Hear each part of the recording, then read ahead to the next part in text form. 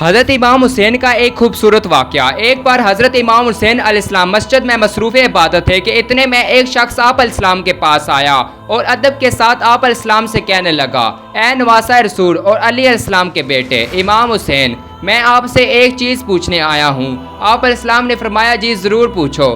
तो इस शख्स ने कहा कि हमारी तरफ कई अरसे से बारिश नहीं हुई, हर चीज़ खुश्क पड़ गई है और ज़मीन बारिश ना होने की वजह से कोई चीज़ नहीं उगा रही। आप कोई ऐसा वजीफ़ा बताएं कि ये कैसे आसानी ख़त्म हो जाए।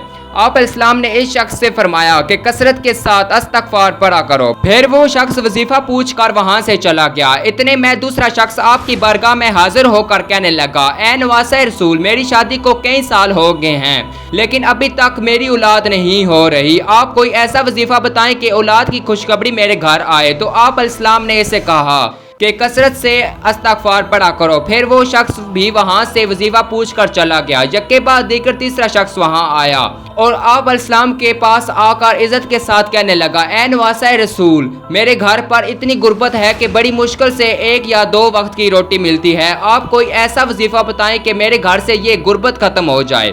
आप अलैहिस्सलाम ने इसे भी कहा कि कसरत से इस्तग़फ़ार पढ़ा करो। फिर वो शख्स भी वहाँ से चला गया। इतने में आप अलैहिस्सलाम के पास ही एक शख्स मस्जिद में बैठा था जो ये सारा वाक़या देख रहा और सुन रहा था। आप अलैहिस्सलाम से कहने लगा, ए इमाम हुसैन, आपके पास 3 शख्स आए हैं और तरह तरह की परेशानियाँ लेकर आए हैं, लेकिन आपने उन्हें एक ही वजीफ़ा बताया, ये कैसे? आप अलैहिस्सलाम ने सूरह नूह की तिलावत की और कहा, इस्तग़फ़ार से गुर्बत भी ख़त्म होती है और कैसानी भी औलाद की कमी भी पूरी होती है। सुभान अल्लाह। दोस्तों देखो, अगर हम सिर्फ इस्तग़फ़ार को अपनी ज़िंदगी का हिस्सा बनाएं और कसरत के साथ पढ़ें, फिर देखें आपकी हाजात कैसे पूरी होती हैं।